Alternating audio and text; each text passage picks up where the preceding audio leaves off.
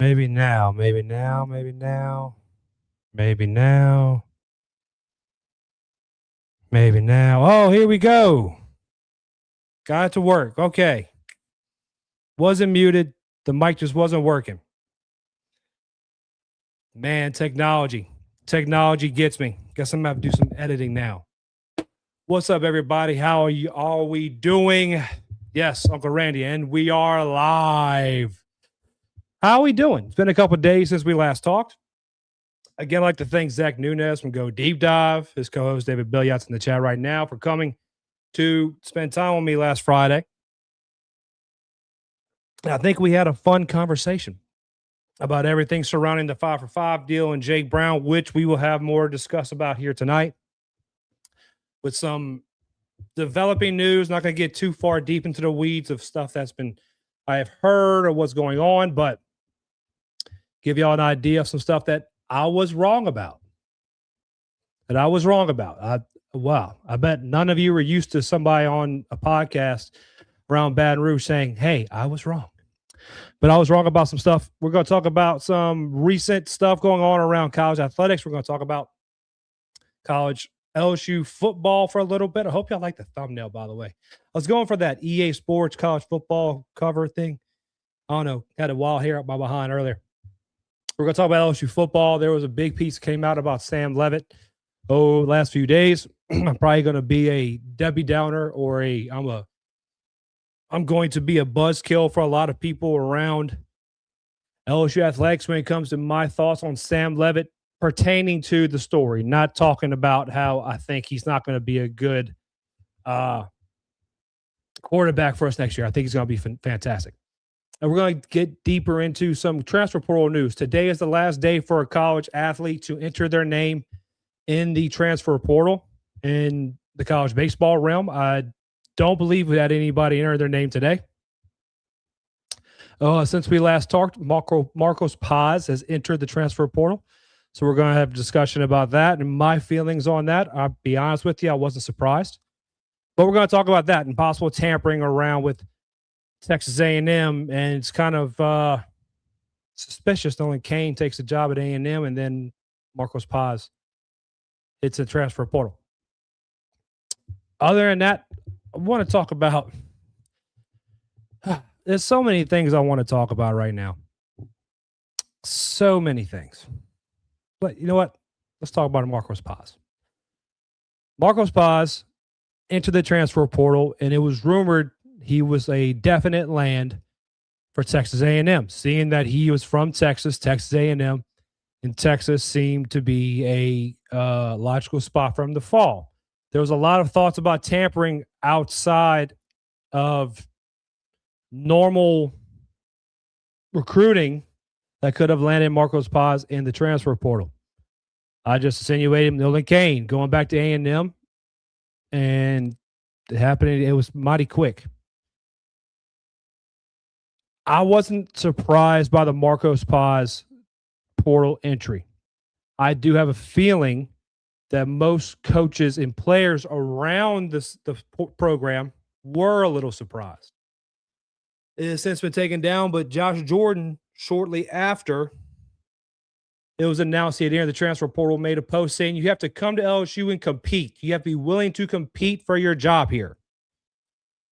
That was kind of like a subtle, hey, Master Malam had his patented reaction to things. I'm gonna say it's a patented reaction, not the actual reaction, but just a subtle hint at everything. With his reaction to the post with the LMAO, this is the way I'd look at it. Marcos Paz was a draft risk until he had TJ. It was either TJ or he tore his UCL. Either way, he comes to LSU, and these kids look at rosters the same way we do. We look at when are these kids leaving, their projection leave, like they turn to leave, this projected, that projected, and he's looking at starting rotation. He got into the starting rotation last season as a freshman, pitched well enough for a freshman in that role, I believe, to be confident in the fact that Jay Johnson believes in him and trusts him.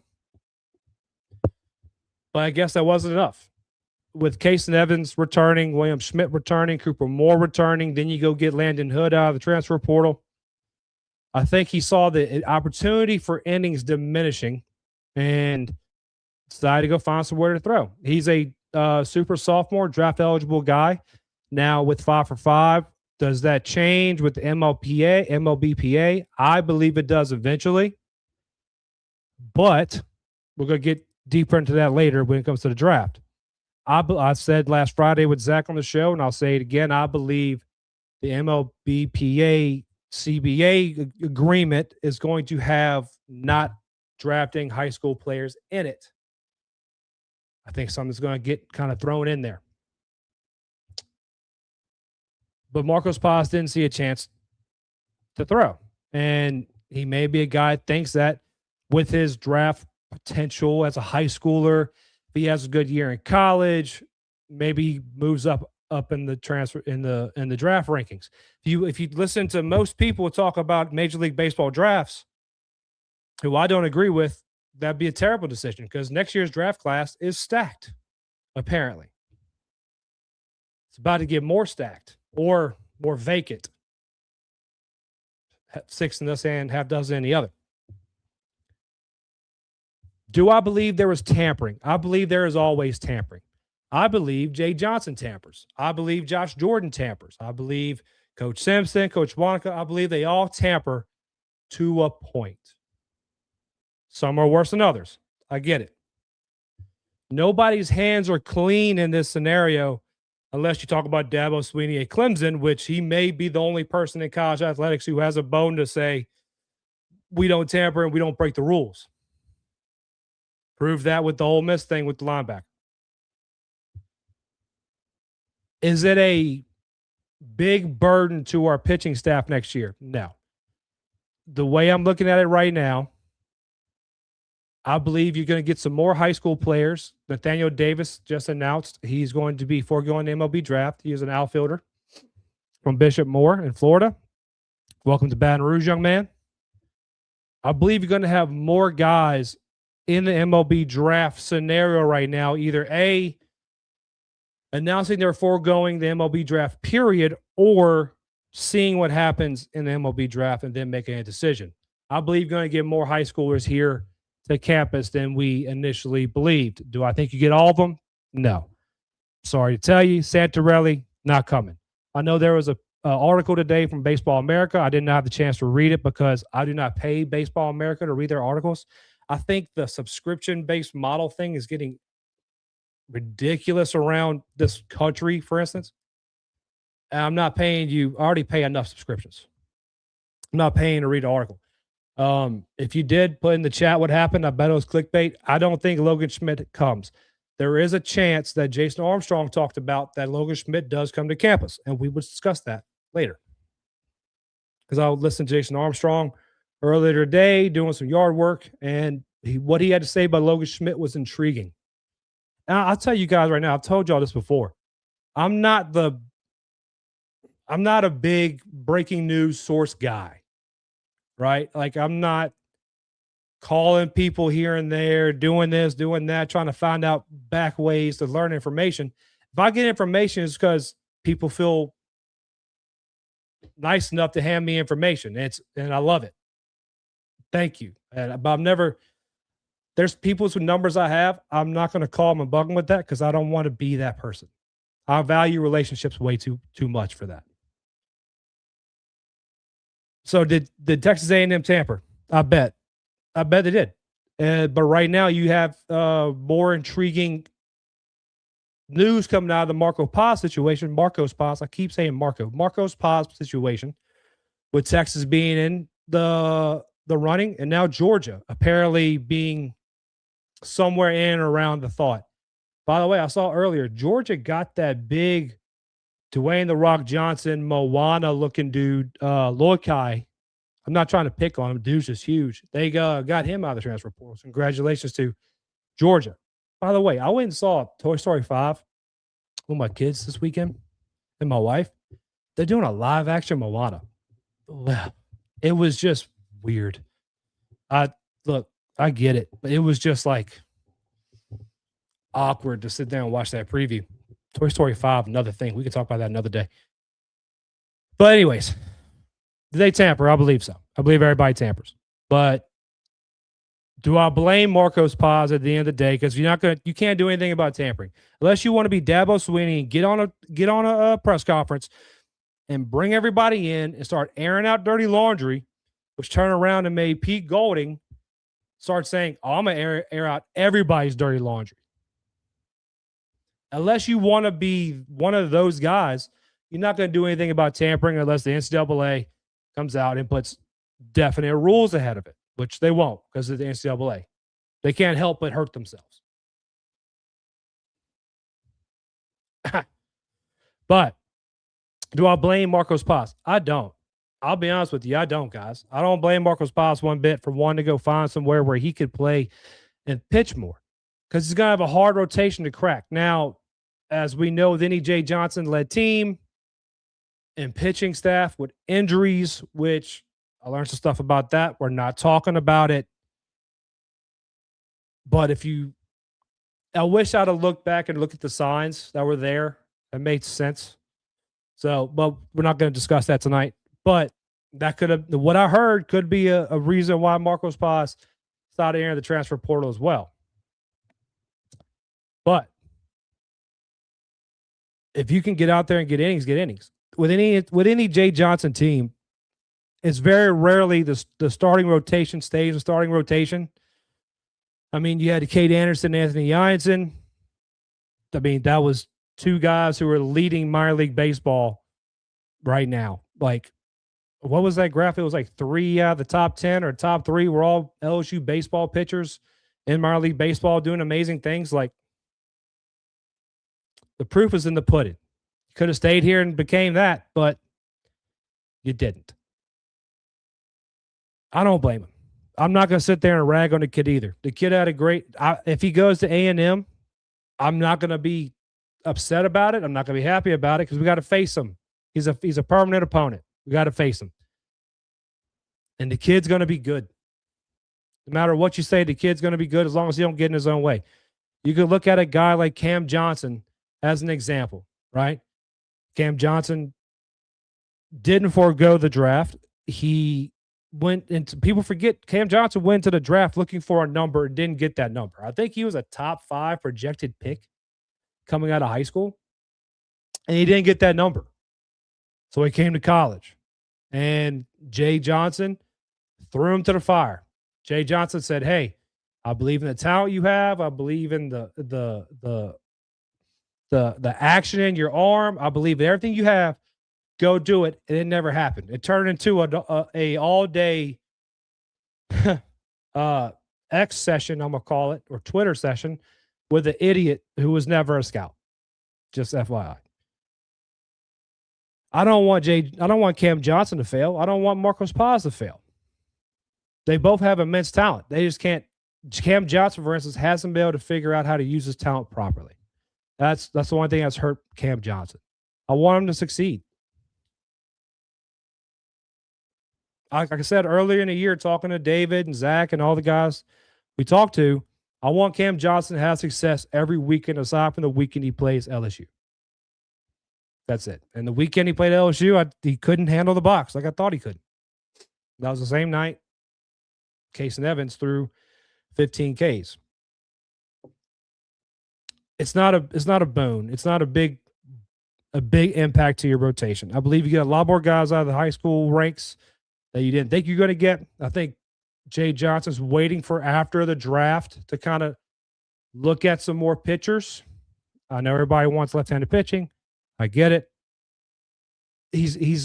Jay Johnson isn't sitting back and just taking his time now and taking a vacation. Jay Johnson's doing what he needs to do. He knows what he's looking at. He knows the area in front of him, what he needs to work with. So, Marcos Paz, I wish you the best, man. You could have been better at LSU, I think. Possibly. God, I want to talk about that, but I can't. Let's go to the chat. Say what's up to everybody. All right. Y'all are active in the chat tonight. I like it. All right. And we are live. Robbie, man, if y'all ain't following Robbie, He's given a lot of good news on he tracks summer baseball so well. He really does such a really good job of that. Steve Young, good evening. Good evening, Mr. Young. How are you doing? Haley Joe, hey, sweetheart. I love you, baby. Brian Turner, what's up, bro? The Brewster and Royal to LSU buzz is growing. I don't know. So this is what I'll say about Easton Royal. So Jalen Brewster, I'll be honest with you, I don't have much information on. Neither do I really have much on Easton Royal. I am feeling kind of greedy though, Brian. I am feeling kind of greedy. Eastern Royal, I believe, waits till he may wait till signing day, but I bet it's going to be at least halfway into the season this year before we get an answer from Eastern Royal.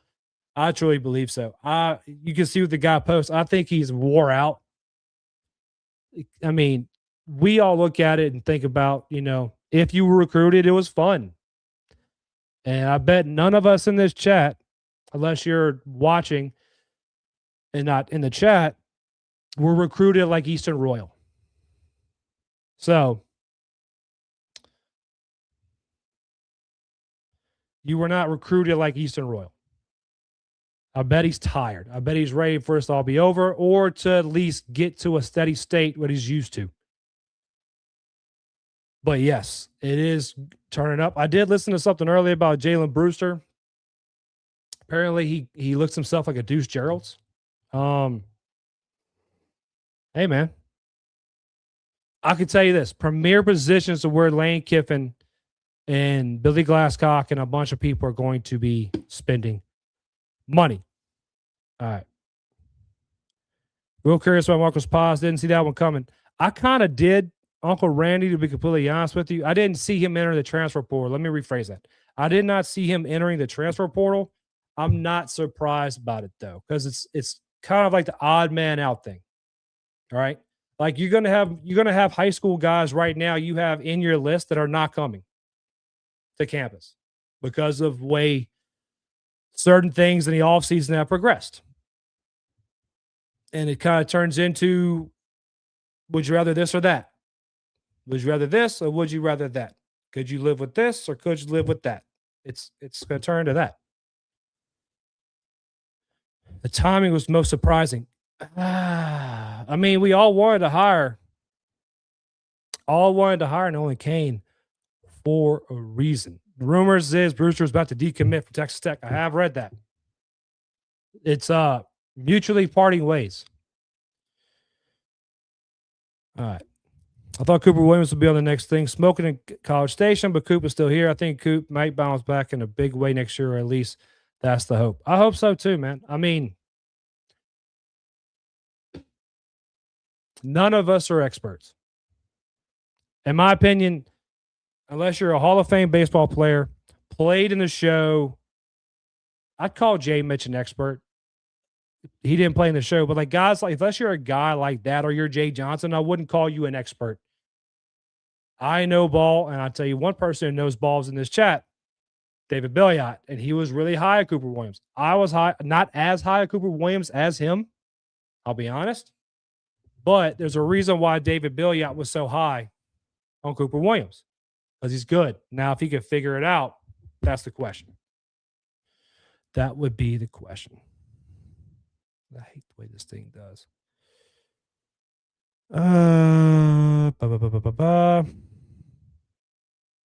Make sure I'm not. Moana comes out on Max's birthday. I'm taking off of work and bringing her. That preview looks so just like weird, man. So weird. I hope y'all enjoy it. I'm being careful, David. I'm being careful. People get mad when you talk about Cam. Oh, that's what you're talking about being careful. Go back and look at David's post. He's reposted it a few times because it got kind of silly. Idiots are idiots, my man. Idiots are idiots. Cody Unlow, what's up, my guy? What's up, buddy? All right. What we're going to do here, we're going to do a quick break. We're going to come back. We're going to touch some LSU football, then get deeper into the MLB draft. Everything goes along with it. Stay with us. John 16:33, Jesus says, I've told you all this so that you may have peace in me. Here on earth you will have many trials and sorrows, but take heart because I've overcome the world. Like that truth that Jesus won is so powerful, so significant in our lives if we fully trust and fully surrender to that promise. Like no matter what we're going to face, no matter what stress, no matter what challenges, no matter what anxiety, like Jesus promises peace, and he reminds us that all of the sin, the fear, the doubt, the shame, like he overcame it all. He paid the price for your sin and mine when he went to that cross. He died a death that we deserve. He went into the grave. He didn't stay there. 3 days later, he rose from the grave, and the promise is true that he's coming back someday. So the power and the significance of that verse is now in a 2-word phrase that's on a t-shirt, on a hat, on a hoodie, and simply said, Jesus won. Even in the valley of the shadow of death, I can take rest, cause the living God is living in my chest. Every day I wake up feeling blessed, and even if I don't, I see it as a test. Join me and your favorite players by expressing your faith and assisting local ministries. Use code WalkItOffTalk for 20% off your orders at JesusOneApparel.com. 15% of your purchase will support local ministries like the LSU FCA. That is code WalkItOffTalk for 20% off. Jesus One. In South Louisiana, there's nothing we love more than God, family, sports, and food. For your next get-together, make sure you contact Mie Sourdough Bakery.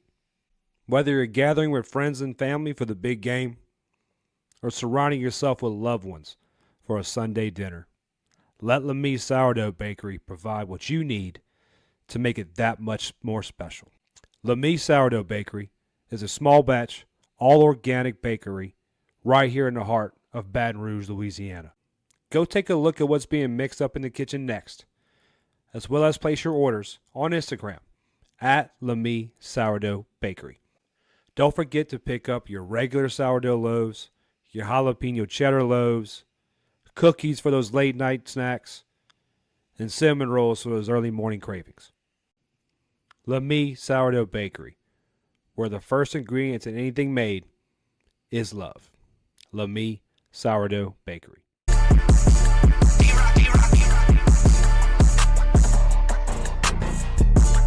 What up, what up, what up? All right, we are back. That beat just, hold on. I got to do that again. Hold on real quick. Just hold on.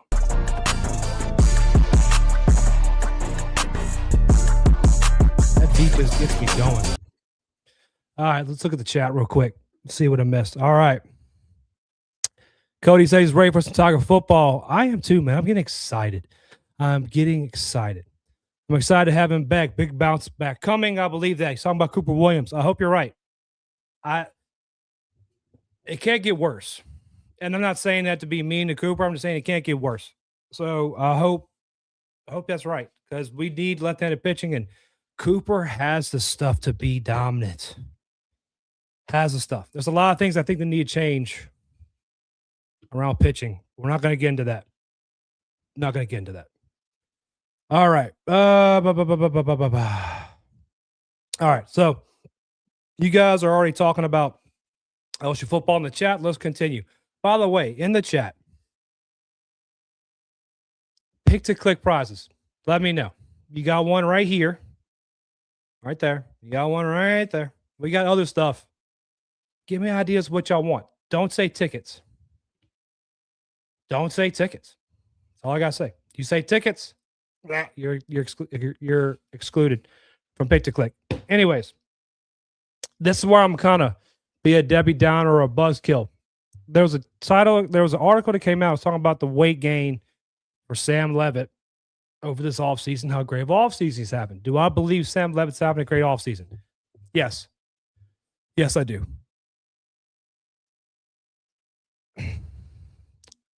I don't care about how much weight he gains. He played at Arizona State. When we saw him and the highlights we see that are so fantastic around Sam Levitt, we got us so excited at 205. Okay. And now he's up to what, 215, 210, 215, something like that. I think some of that weight gain could have been having a Liz Frank injury, being kind of sidelined, not being able to do the things, the training. And yeah, coming off the Liz Frank injury, He needs to train. He needs to get better. He needs to build rapport with new wide receivers. He has a stable of wide receivers, which here soon I'm going to start diving into position breakdowns and depth chart breakdowns. I've already gave you an idea of what my top 2 running backs going into this season are going to be. Sam Leavitt, I hate to say this, he has a lot to prove because in the reality, he doesn't, but he kind of has a lot to prove. Coming to LSU, getting this payday. I think we could say he was the number 1 player in the transfer portal, number 1 quarterback now that Brendan Sorsby was probably gambling on his portal ranking, even though he's probably going to be back. I'm just waiting for that news break to happen. Sam Leavitt gaining weight. Do I believe in the LSU strength and conditioning staff? Yes. They're going to know what he needs because it's not like a Brian Kelly bringing in a staff from Notre Dame who played the SEC but didn't play in the SEC. They're going to know what kind of frame and body weight and type he needs to be able to sustain a SEC schedule. Clearly. I don't think Sam Leavitt wasn't prepared for that. And just because if he comes into the season, say he comes into the season 215, 220, he's not going to end the season at 215, 220. The weight Derek Curiel put on, he wasn't that weight at the end of the season, guys. Athletic seasons take it out of you, and you're going to lose weight from it. But I'm excited for Sam Leavitt, and I'm happy he's having the offseason he's having. But y'all can tell it's dead season. We have nothing to talk about because we're talking about how much weight Sam Leavitt's gaining in June. Let football season progress. Let football season progress. I get it. It's just not a lot going on right now. I have it on good authority. They're not even at the ops building right now. They're off till mid-July, something around that nature. Just take it easy. Just take it easy. I think it's perfectly fair to say Leavitt has a lot to prove to LSU. Yeah, I think he does have a lot to prove, David. It just turns into a fact of like, for who? For himself, for draft analysts. I mean, with 5 for 5, this is what I was thinking about earlier. I was trying to think of how the 5 for 5 affects football players that I haven't thought about recently. And I thought about a guy like Caden Durham, who under the tutelage of the so perfect Frank Wilson, didn't really have a lot of development, and he was kind of playing on a lot of raw talent and ability, but only could take him so far. You're playing against top competition in the SEC. It's going to hit you. It's going to hurt you. And he was injury prone, and he had to play through a lot of injuries because the so great Frank Wilson couldn't recruit running backs, or the recruits he got in trouble, unfortunately. But the same thing happens with Sam Leavitt. Sam Leavitt, it isn't like baseball, guys. Sam Leavitt has what? 3 more seasons if he wants?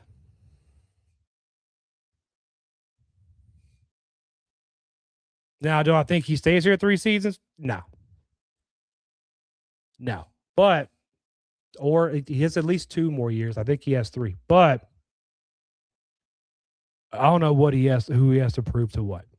I know we were talking about Jalen Brewster and Eastern Royal in the chat. I posted this 5 days ago, and I know there's a lot of smoke around Greedy James, the cornerback, who is not a corner. He's going to be a cornerback this year. Well, he's being recruited as a cornerback to LSU, but he's not really a cornerback, I guess you could say. And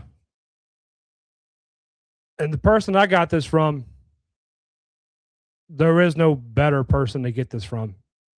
I believe Greedy James is not only he's going to be a Tiger. Now, I'm nobody. I get it. Greedy James is going to be a Tiger, in my opinion. It's coming out that it's, LSU is a heavy favorite in the Tiger in the Greedy James sweepstakes. If y'all saw my post, I reposted it today. When I was talking about somebody flipping and I'm being greedy, I was talking about Greedy James. I'm not sitting here trying to break news. I'm just telling y'all, when y'all see the news, just be like, okay, cool. Don't freak out about it. Who was supposed to announce today? Talk about football or baseball, Uncle Randy? Talk about football or baseball. I guess y'all don't want to do pick to click for football season because y'all ain't giving me no ideas of what y'all want for pick to click. I'm trying to make sure I didn't miss anything in the chat real quick before we go on from football. Because really, there isn't much to talk about other than like Pop Houston. He was the most alpha player at the opening this past weekend. I mean, there's not much to tell you about Pop Houston other than he's that dude. Pop Houston is that dude, period. I know there's a lot of smoke around Elijah Haven. We should have got Elijah Haven. You had people on radio broadcasts coming out saying, oh, you know, Elijah Haven's better because he's taller and this and that. I trust the coach who's developed more quarterbacks than that radio host. He wants Pop Houston. The first offer that Pop Houston got was from that coach at the former school he was at. Just so happens, now that coach can come here in his first year, he knows he has Peyton Houston waiting in the wings. Oh, yeah, and he also has Hassan Longstreet and Landon Clark behind Sam Levitt. Ready. I hope Lane Kiffin has some kind of package for Landon Clark, like a Taysom Hill type package. I think that would be amazing. I think it might be Greedy James, but I'm not sure. I don't know if he was supposed to announce today or not. I got that news a couple days ago. I think he was supposed to announce the day after I got it. So I think I posted the same day that was supposed to be announced, but he didn't announce. So, yeah. I want me a jersey. Kaylee, you can get a jersey, sweetie. You know I got you. The LSU Nike Vapor Elite Football. How about a LSU Nike football with the 2011 football team signed on it? We already have one of those. We have a couple balls. Make sure I miss anything. Randy, I know his dad. Whose dad? Jordan Griffin's the Barb kid, right, Bobby? You know Jordan Griffin's dad? All right, Brian, you gotta come back here and come give you some more information on that. Tonight's kind of just a fun, kind of relaxed show, guys. We're not getting too crazy tonight. I think Lane offered Pop in 8th grade. Pop was barefoot for Lane's office and Elijah Haven. Yeah. Lane wants Pop. I'll take who Lane wants any day of the week. Period. Now let's get to the draft. And I'm going to admit I was wrong about something. From what I've heard recently, I will say that Jake Brown is not going to take his name out of the MLB draft. Am I changing my opinion on him coming back to LSU? No. I believe Jake Brown is a Tiger next year. I'm 10 toes down. I believe Jake Brown is a Tiger next year. Depending on who you talk to, he is a top 40, top 50 draft pick in MLB draft. I think his average is around 70. I don't, and it's not me having a slight against Jake Brown. I love Jake Brown, and I want Jake Brown to come back to LSU, but I also know how good of a talent he is. I don't think he either takes the draft he gets this year, unless they go to like a Briggs McKenzie type situation where Briggs McKenzie was drafted in the 3rd or 4th round, I believe the 4th round by the Braves, and they gave him $3 million. Well over slot value. Well over slot. I don't think that's a situation for Jake Brown this year. And yes, I know that MLB teams value age more than anything. I get it. I think Jake Brown comes back. I think your outfield next year is exchange them either way. Bino Waters, Jake Brown, center field, right field, whatever which way they go. I kind of feel like right field for Jake, but I could be wrong. I'm kind of starting to lean towards the center field argument. I still believe right field's a better fit, but that's just my opinion. Wax in left field. I do not think William Patrick leaving summer ball has anything to do with this. I think William Patrick, he may have, tweaks. I don't know any information on this. Don't take this as me giving you anything. He may have tweaked something. He may just, want to spend time at home. Maybe he wanted to go take some summer classes. I don't know. He went out to California with Jack Ruckert, got some ABs in, and he's back. He's not playing summer ball right now. He's not entering the transfer pool from the last thing I saw. So, but, I think it's a Wax Brown, Bino Waters outfield next year. Pretty simple. Oh, I wish I could talk about that so bad. Anyways, with the draft. Nate Davis, the outfielder, took his name out of the running for the MLB draft. He will be a Tiger, adding to the list. I think it was Braxton, then him, said they're not going. So I may be missing one guy. I don't think I am. I think it was Braxton. So two people have joined the ranks of just saying I'm going to be a Tiger. I don't need the MLB draft. And for a guy like Nate Davis, I did some small research on him. Kid's a stud, man. Kid is a stud. He has a lot of body to grow into, which I think is good because instead of, like me, for instance, when you go to a program where, say he got drafted by some organization that doesn't really have the development piece as well as others, maybe he doesn't grow into his body as well. His nutrition is not as good. At LSU, it's going to be locked down solid. And he's going to have a great Adam Martin does a great job with strength conditioning. He's going to do a great job get that kid into his body. He doesn't have, for instance, the power numbers, I would say, to be excited about. He does have great bat to ball, great hand-eye. He's fast. I think he's going to grow into the power. And now with being a 5 for 5, unless the MLB PA and MLB agree to not draft high schoolers, you're going to see a lot more guys spend at least 3 years in college, which would do a lot of good things for him as far as growing into his body and growing into a better ball player.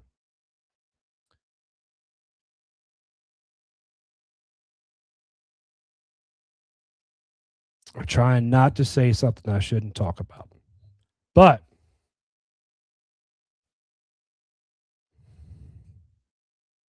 I think, oh wait, what happened here?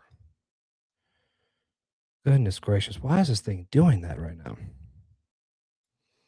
I hope he comes back, love his leadership, and how much fun he has playing the game. I think he's back, Cody. I believe he's back.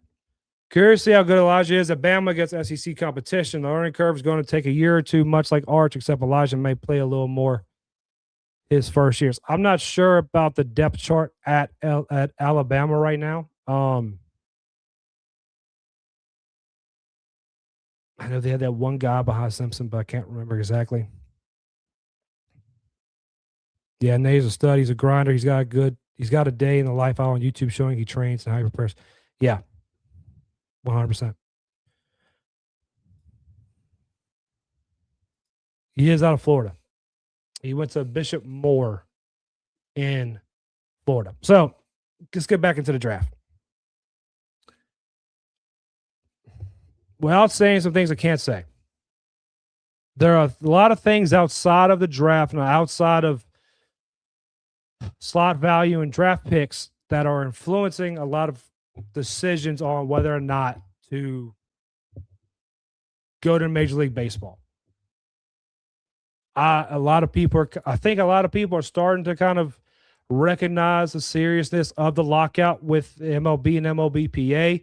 It's going to be a drastic lockout. It's going to be a drastic hindrance to a lot of things going on this year, especially with the draft. If agents are doing the right things and players are talking to, other guys that they may know around that instance, or talking to players that the agents also cover,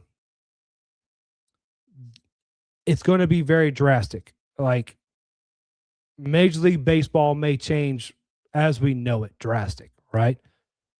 You've heard me say this. I've come out and said, I don't believe you have a World Series champion this year, so I believe they do a lockout prior to the end of the season. Their lockout or the CBA expires in December.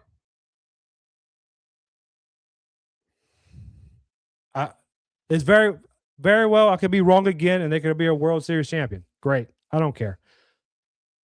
But I think you have a high likelihood you do not. I believe that this strike or lockout, however they want to classify it, even though there is a difference, lasts a long time. Because in Major League Baseball and the owners are going after things that the Players Association do not want to give up. And all this deals with money. All this deals with money. I don't care how excited an owner is holding the World Series trophy. Rob Manfred gave you a couple years ago, gave you the insight on what owners think of winning a World Series. They don't really care. They care because they make more money if they get to the postseason and they win a World Series, but they don't care. They care about the bottom dollar. That's it. They think it's a hunk of metal.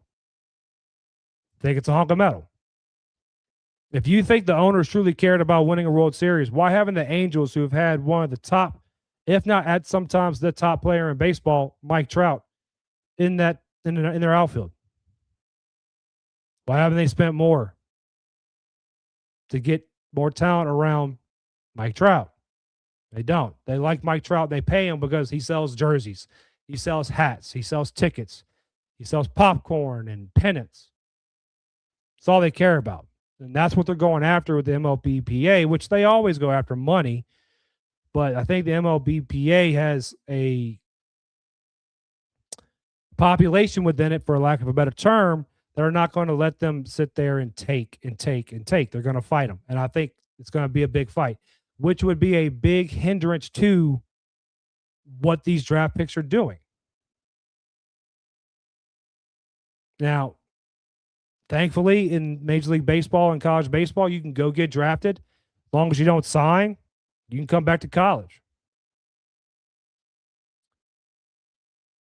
With a lot of these high school guys, it's going to be a scenario where they get drafted, they get their draft pick, they get their slot value, they get all that stuff figured out, and then you hear an announcement on whether or not they're coming to college or not. Now, thankfully, the draft is in early July, early to mid-July, during the All-Star break. So hopefully this stuff can happen pretty quickly, because the one hindrance is these kids do have to get on campus and get enrolled in school. That is a scenario that's very, very, very, very, very pertinent to this. I know Logan Schmidt. I was listening to Jason Armstrong again on Inside LSU Baseball.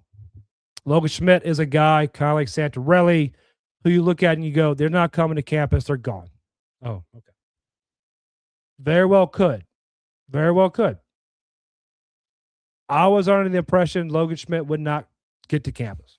I'll be completely honest with you. I did not think Logan Schmidt had a shot to get to campus. He's too talented. He has too many tools. Not coming. The one thing Jason Armstrong said that really kind of perked my ears up was the fact that Logan Schmidt changed his representation, his agencies. He changed his agent. This is mighty close to the draft to be doing stuff like that. Now, I don't know. I'm not going to automatically tie that to him coming to college, just because I don't think you can have a professional agent that wouldn't understand college athletics, especially when they could probably make more money because there's less restrictions on the percentage they can take in their players' payouts, because it's very defined in the MLBPA and NFL and all that stuff, how much agents can have. In college, you don't have that. You have some agents, it's a dirty game, who will take 30 to 50% of these kids' money. Professional agents and professional leagues can't do that. I think a lot of them are capped at least 10%. Some are less. But the agents are going to want their players signing with the MLB for salary caps and things of that nature, because that's going to automatically drive into their potential earning as well. So you gotta think about all the pots, all the ingredients in the pot. You gotta think about the full gumbo. It ain't just the rice, the chicken andouille. You gotta think about everything else. You gotta think about the Trinity. You gotta think about the roux. You gotta think about everything that goes in that gumbo. And the Major League Baseball gumbo right now, that roux looking dark, boy, like too dark, like burnt. It's smelling burnt right now. And I think a lot of these high schoolers are smelling that burnt roux. Now, some of them are going to be offered money that, like, I think, what did Jason Armstrong say? I think he said Logan Smith's looking for $5 million. It reminds me a lot of like Cam Johnson. That's the number Cam Johnson was looking for when he went to the draft, was 5. He didn't get it, and he ended up on campus. I'm not comparing Logan Smith to Cam Johnson. The scenarios are very similar. Major League Baseball is at a crossroads, and that's driving the decisions that are going to have to be made, because it may end up to where you have nowhere to play next year.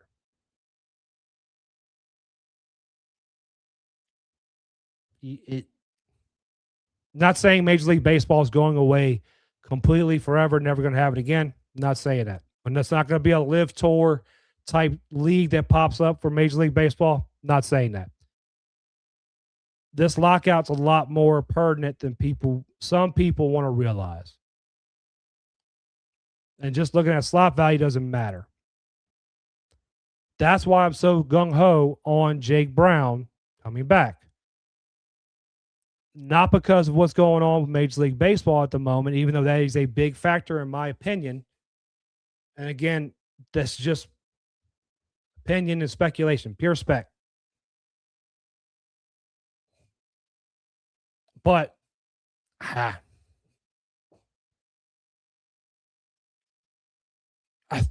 we're still going to lose guys from high school going to the draft, but I don't think we're going to lose quite as many. I'll just say that. Randy, is that $5 million bonus or $5 million first contract?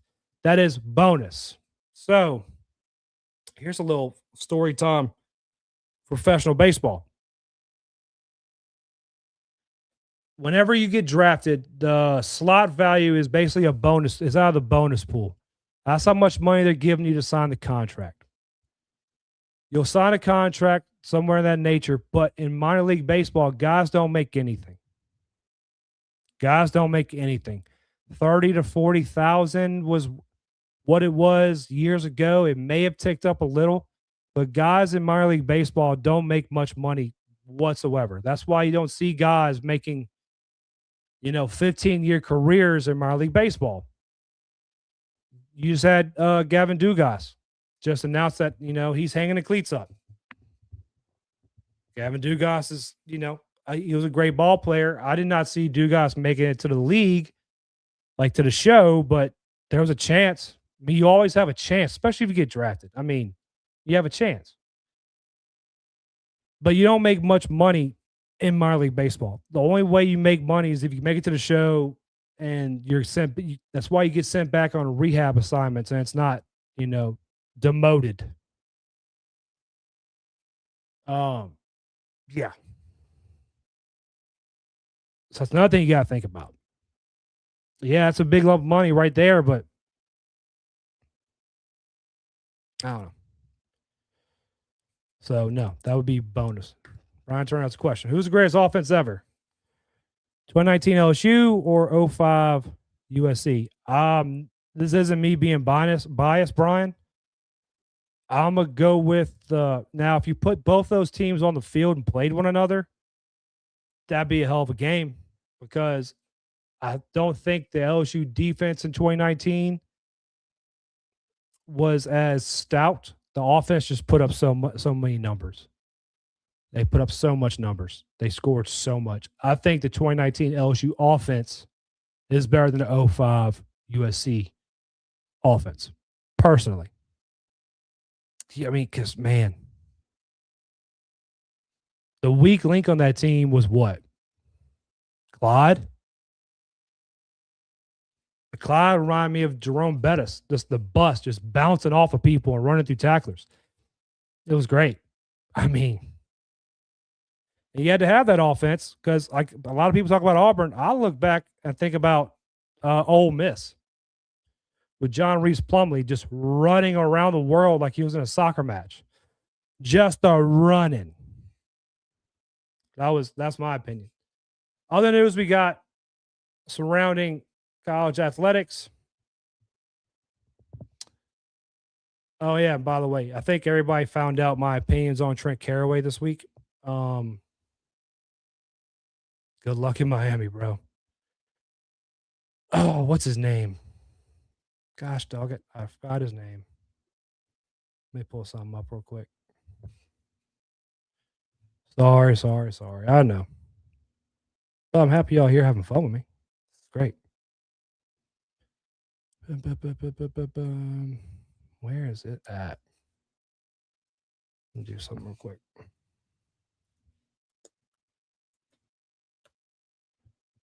Hard argument because USC was so balanced. Honestly, poor USC was better all around. Number one offense and defense that year. Yeah, but I still take LSU's offense. And that's not really me being biased. That's just me kind of looking at it from both sides. Being able to watch both of those teams when they were playing. And like, to kind of support your theory, Brian, a lot of people now look back at that LSU offense 2019 in such high regard, and it should because it earned it. But I remember sitting in a walk-ons bar watching the LSU Texas game, and fans were dogging Joe Burrow, dogging him.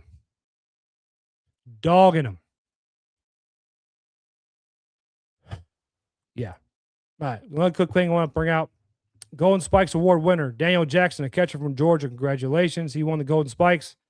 They need to do something better with the Golden Spikes presentation. Very, very, very clearly. That it's hard to watch, man. I wish they treated the Golden Spikes like they treated the Heisman a little bit more. I think they're trying to. They're just doing a very poor job of it. Very poor job of it. But, all right. Well, if y'all don't have any questions, I think we're going to call it a night here soon. Because there really ain't much more to talk about. Because a lot of stuff I want to talk about, I can't talk about.